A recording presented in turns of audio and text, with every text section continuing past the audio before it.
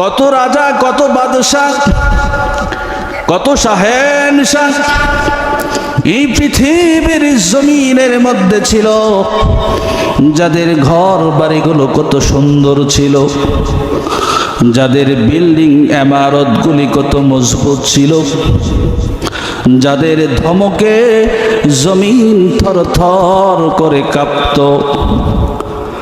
আজকে তাকায় দেখেন তাদের কবরগুলিতে গরু ছাগলে ঘাস খায়, তাদের কবর থেকে খেদাইবার শক্তি নেই। কুজা কারুন, কুজা ফেরাউন, কুজা নমরুদ সুদামান, কুজা শৌকত আজ শাহে, কুজা তখতে সুলাইমান, কুজা শৌকত আজ শাহে, কুজা তখতে সুলাইমান। কুল্লু মান আলাইহা ফান ওয়া ইয়াবকা ওয়াজহু রাব্বিকা যুল জালালি ওয়াল ইকরাম। আর ভাইরা, দুনিয়ার জমিনে যা কিছু আছে সব ধ্বংস হয়ে যাবে, কোনো কিছুই স্থায়ী নয়, সকল কিছু অস্থায়ী। সকল কিছু কি? যিনি স্থায়ী, যার কোনো ধ্বংস নাই, তিনি হলেন জুল জালাল, যিনি আপনার রব, আমার রব। ঠিক কিনা?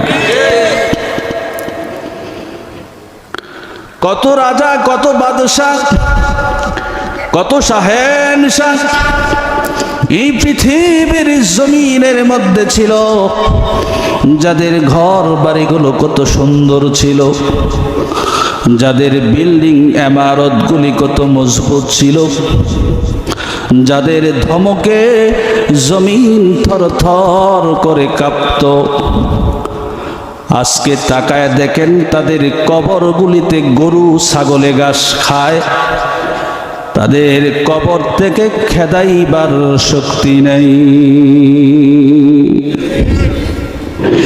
কুজা কারুন, কুজা ফেরাউন, কুজা নমরুদ সুদামান, কুজা শৌকত আজ শাহে, কুজা তখতে সুলাইমান, কুজা শৌকত আজ শাহে, কুজা তখতে সুলাইমান। এখন দুনিয়ার জমিনে জাহাজ গাড়ি হাওয়ায় চলে, কলেরই বিধান। বিনা যন্ত্রে হাওয়াই চলতো হযরত সুলাইমান, মোরা সেই মুসলমান। এই পৃথিবীর জমিনে চারজন প্রতাপশালী রাজা বাদশাহ ছিলেন, যারা গোটা পৃথিবী শাসন করেছে। তাদের রাজত্বের সীমানা ছিল মিনাল কাফে ইলাল কাফ, সূর্য উদয় হতে অস্তমিত স্থান পর্যন্ত তাদের রাজত্বের বাউন্ডারি ছিল। এমন চারজন বড় বড় রাজা বাদশাহ ছিলেন এই পৃথিবীতে। কোন সুবহানাল্লাহ। তাদের রাজত্বের বাউন্ডারি ছিল সূর্য উদয় হতে অস্তমিত স্থান পর্যন্ত। তাদের মধ্যে দুইজন হলো কাফের আর দুইজন হলেন মুসলমান। কন্যা সুবহানাল্লাহ। কাফেরদের মধ্যে দুইজন হলো বাদশাহ নমরুদ, আরেকজন হলো বুক্তনসর। আর মুসলমানদের মধ্যে দুইজন হলো, একজন নবী সাইয়্যিদিনা হযরত সুলাইমান আলাইহিস সালাম, আরেকজন হলেন বাদশাহ জুলকারনাইন।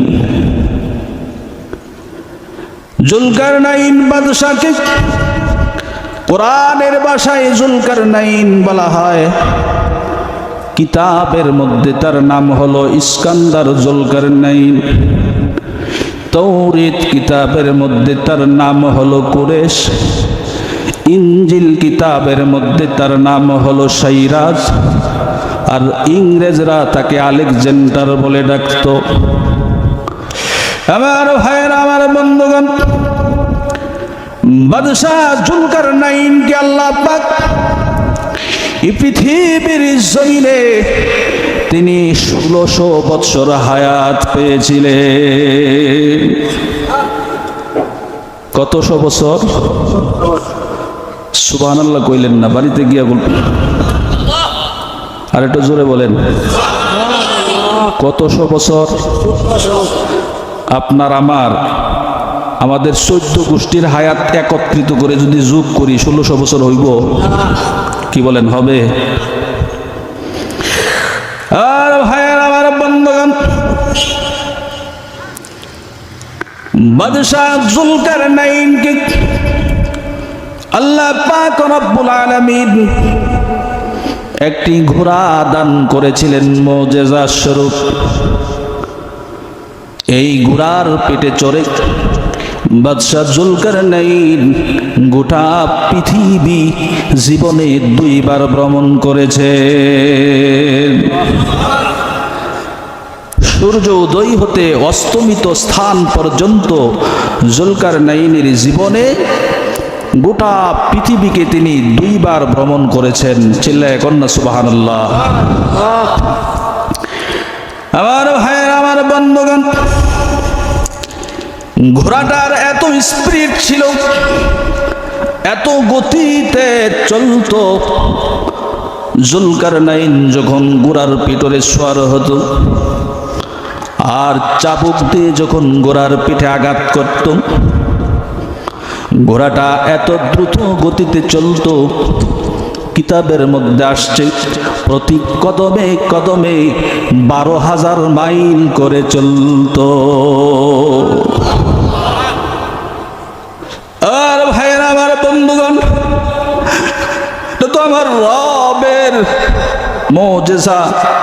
আবার রব তাকে দান করেছে 12,000 মাইল। বিমান দিয়ে গেলেও 10 ঘন্টার সময়। আর এমন এক ঘোড়া রে বাবা, চাবুকে যখন আঘাত করেছে, ঘোড়াটা যখন ঝাম দিয়েছে, এক কদম থেকে আরেক কদমের দূরত্ব হয়েছে 12,000 মাইল।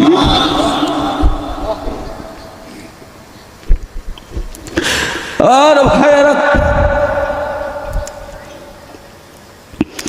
জেরুজালেম শহর থেকে, অর্থাৎ বাইতুল মুকাদ্দাস থেকে, ইংরেজিতে বলা হয় জেরুজালেম, আরবিতে বলা হয় বাইতুল মুকাদ্দাস। বাইতুল মুকাদ্দাসের 3টা নাম রয়েছে আরবিতে, 3টা নাম ব্যবহার করা হয়: বাইতুল মুকাদ্দাস, বাইতুল মাকদাস, বাইতুল কুদস। জেরুজালেম অথবা বাইতুল মুকাদ্দাস থেকে 9 মাইল উত্তর দিকে গেলে একটি মহাকুমা শহর রয়েছে, যেই শহরটার নাম ইংরেজিতে আলেকজান্ডারিয়া সিটি বলা হয়, আর আরবিতে বলা হয় মদিনাতুল ইস্তিনজারিয়া। ওই ইস্তিনজারিয়ার মধ্যে রয়েছে বাদশাহ জুলকারনাইনের কবর। আর ভাবার, আমার বায়ান, যদি কখনো নসিবে জুটে যায় বাইতুল মুকাদ্দাসে যান, একটু কষ্ট করে যাবেন, ইস্তিনজারিয়া থেকে বাদশাহ জুলকারনাইনের কবর জিয়ারত করে আসবেন। গেলে দেখবেন কবরটা এত চৌড়া, এত লম্বা, যদি হাত দিয়ে আপনি মাপেন তাহলে 48 হাত লম্বা হয়। উট হিসাবে মাপলে 70 থেকে 72 উট, 48 হাত লম্বা। একটু চিন্তা করে দেখেন বাবারে, এমন কায়া, এমন শক্তিশালী মানুষ, এত গোটা পৃথিবীর ক্ষমতা যাকে আল্লাহ দিয়েছিলেন, কিন্তু বাবারে মৌতের পরোয়ানা যখন জারি হয়ে গেছে, আজরাইল যেদিন জমিনে নেমে এসেছে, পৃথিবীর জমিনে থাকতে পারে নাই, ঠিক না? আল্লাহ রাব্বুল আলামিন বলেন, আইনামা তাকুনু ইউদরিকুমুল মাউত ওয়ালাউ কুনতুম ফি বুরুজিন মুশাইয়াদা। ও আমার বান্দা, মৃত্যুর ভয়ে, মরণের ডরে পৃথিবীর যেখানেই গিয়ে লুকাও, পৃথিবীর যেখানেই গিয়ে পালাও না কেন, আব্রাহা বাদশার মতো যদি গলিত সীসা দিয়ে শক্ত এবং মজবুত লোহার সিন্দুক বানায়া ওই সিন্দুকের ভিতরেও যদি গিয়া লুকাও, আমার মালাকুল মাউত, মৌতের ফেরেশতা তোমাকে সেখান থেকে ধরে নিয়ে আসবে। এই পৃথিবীর জমিনে তোমাকে থাকতে দিবে না। माल दौलत इल्म हशमत कुछ नहीं कम आएगा, माल दौलत इल्म हशमत कुछ नहीं कम आएगा, मौत जिस दिन आ जाए गर्दन पकड़ ले जाएगा। আমার বন্ধুগণ, পৃথিবীটা দেখার জায়গা না, এই জমিন স্থায়ী জমিন নয়। অল্প সময়ের জন্য আল্লাহ রাব্বুল আলামিন আমাদেরকে ছেড়ে দিয়েছেন। আল্লাহ রাব্বুল আলামিন বলেন, আমি যখন ডাক দিব, মৃত্যুর সময় যখন তোমার হয়ে যাবে, পৃথিবীর কোনো ধন দৌলত, কোনো ক্ষমতা তোমাকে পৃথিবীর জমিনে 1 মিনিটও রাখতে পারবে না। এই জমিন ছেড়ে আলমে বারজাক অর্থাৎ কবরের জগতে তোমাকে পদার্পণ করতে হবে।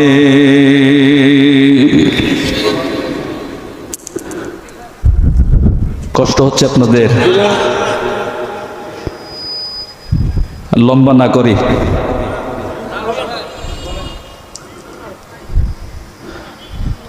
আমার ভাইরা, আমার বন্ধুগণ, দিনই আলোচনা এটা শুনলে দিল নরম হয়ে যায়। কি হয়? আমার রবের প্রতি মহাব্বত হয়, ঠিক কিনা? ঈমান বৃদ্ধি হয়, ঠিক কিনা? আমরা বুঝতে পারলাম জুলকারনাইনের মতন এত ক্ষমতাধর, এত কায়ার মানুষ, তারও যদি পৃথিবী ছাড়তে হয়, থাকতে না পারে, তো আপনার আমার কি হবে? আপনি আমি কি পারবো? থাকতে পারবো? তাহলে প্রশ্ন হলো, কেন আমরা অবৈধ ইনকামের পেছনে ছুটি? একটা মানুষের জীবনে কত কোটি টাকার দরকার? দুর্নীতি করে হাজার হাজার কোটি টাকা ব্যাংক ব্যালেন্স করি, যাদের দুর্নীতির টাকা দিয়ে ব্যাংক ভর্তি, তাদের মনে হয় মরা লাগবে না? কি বলেন? আজরাইল আসলে 2-3 কোটি টাকার বান্ডিল দিয়া যদি কোন যাও গাছকে পরে আইসো, মানব? সারা দুনিয়া আজরাইলের সামনে দিয়ে দিলে মানবে? আহা, এই মরিচিকার পিছনে আমরা কেন দৌড়াই? ঠিক কিনা বলেন? সুদ খাই, ঘুষ খাই, দুর্নীতি করি, এতিমের টাকা মেরে খাই, এই বিবেক একবারও বলে না এই জমিনটা তো থাকার জায়গা না, ঠিক কিনা? আমার ভাইরা, আমার বন্ধুগণ, এই দুনিয়ার জগৎ এটা এমন এক জগৎ, এটা আপনার আমার চলন্ত পথের একটি স্টেশন নাকি? আমার ভাইরা, আমার বন্ধুগণ, আমাদের চূড়ান্ত গন্তব্য হলো জান্নাত, ঠিক না? আদামুসকুন আনতা ওয়া যাওজুকাল জান্নাতা ওয়া কুলা মিনহা রাগাদান হাইসু শি'তুমা ওয়া লা তাকরাবা হাযিহিশ শাজারাতা ফাতাকুনা মিনাল যালিমিন।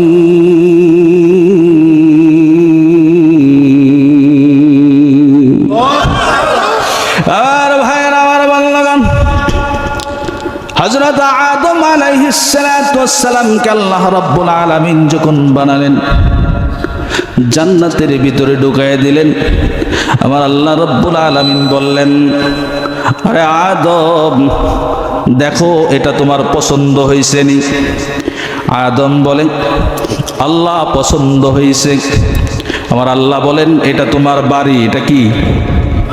আমি আল্লাহ রাব্বুল আলামিন এই জান্নাত নামের বাড়িটা তোমার মালিকানা দিন বানায় দিলাম।